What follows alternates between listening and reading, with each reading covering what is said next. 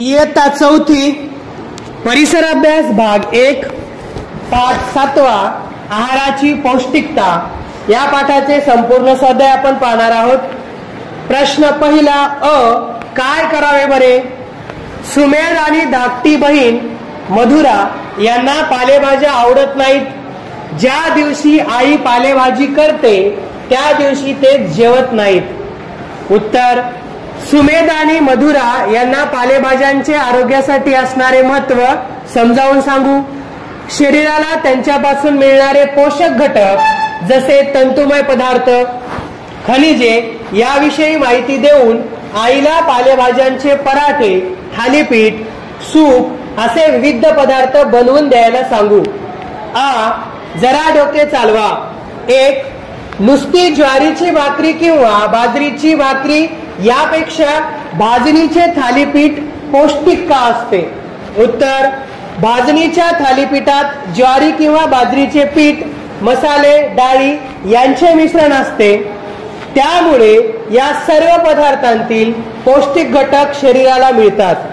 त्यामुळे ज्वारी किंवा बाजरीची भाकरी यापेक्षा भाजणीचे थालीपीठ पौष्टिक असते.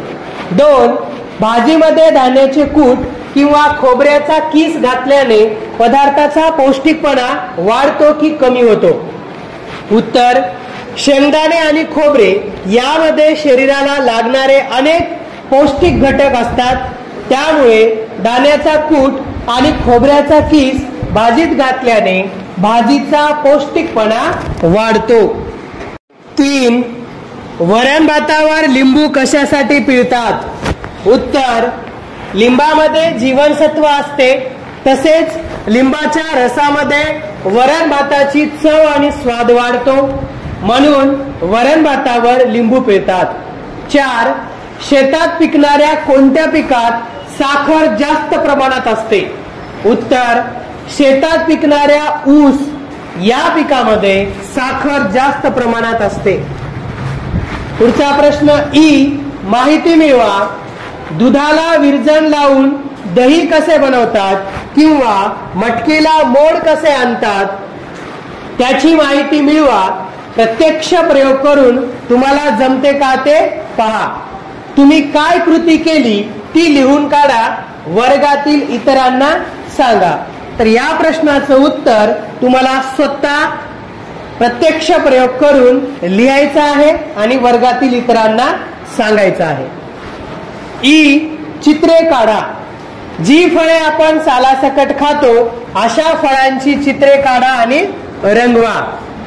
तर या प्रश्नाचं उत्तर तुम्ही स्वतः चित्रे काढून छान प्रकारे रंगवून सोडवा.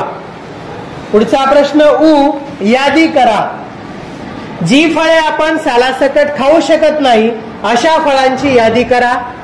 उत्तर: केळी, फणस, अननस, आंबा, डाळिंब, सीताफळ, मोसंबी, संत्री, नारळ. पुढचा प्रश्न उ, रिकाम्या जागी योग्य शब्द भरा. 1. फळांमध्ये टिंब असल्याने फळे गोड लागतात. उत्तर: साखर. 2. तांदूळ, गहू, ज्वारी, बाजरी हे आपले टिंब अन्न पदार्थ आहेत. उत्तर आहे प्रमुख. 3. जिभेवरच्या छोट्या छोट्या उंचवट्यांना टिंब म्हणतात. रुचिकलिका. उत्तर काय आहे? रुचिकलिका. पुढचा प्रश्न ए, कारणे सांगा. 1. अन्नपदार्थ शिजवताना थोडी काळजी घ्यायला हवी. उत्तर: अन्न शिजवताना अन्नातील काही पौष्टिक घटक नष्ट होऊ शकतात. तसेच अन्न जास्त शिजवले तर पौष्टिक घटक नष्ट होऊ शकतात. त्यामुळे अन्न शिजवताना काळजी घ्यायला हवी. 2. शरीर धडधाकट हवे. उत्तर: काम करण्यासाठी ऊर्जेची आवश्यकता असते. तसेच शरीराचे सर्व अवयव कार्यक्षम असतील तरच काम करता येईल. त्यामुळे शरीर धडधाकट असायला हवे. 3. आवडतात म्हणून तेच पदार्थ नेहमी खाऊ नयेत. उत्तर: आपल्याला आवडणारे पदार्थ नेहमी खाल्ल्याने शरीराला लागणारे सर्व पौष्टिक घटक न मिळता ठराविक पौष्टिक घटकच शरीराला मिळतील. त्यामुळे फक्त आवडीचे पदार्थ न खाता सर्वच पदार्थ खावेत. पुढचा प्रश्न 1. थोडक्यात उत्तरे लिहा. 1. मोनिका ताईने जिभेची कोणती गंमत सांगितली? उत्तर: मोनिका ताईने साखर न खाता पाणी गोड कसे लागले ते सांगितले. 2.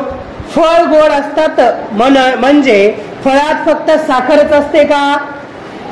उत्तर: फळे गोड असतात, त्यामध्ये साखरेशिवाय इतरही अनेक अन्न घटक असतात. 3. आंबट घटक असणारे अन्न पदार्थ कोणते? उत्तर: चिंच, लिंबू, कैरी, टोमॅटो हे आंबट अन्न पदार्थ आहेत. पुढचा प्रश्न ओ. जोड्या लावा. अ गट, ब गट. अ गट: दूध, तीळ, ज्वारी, चिकू. ब गट: साखर, पीठ, तेल, लोणी. उत्तरे पाहूयात. दूध, लोणी, तीळ, तेल, ज्वारी, पीठ, चिकू, साखर. तर या संपूर्ण पाठाचे स्वाध्याय सुंदर अक्षरात लिहा आणि वाचन करा.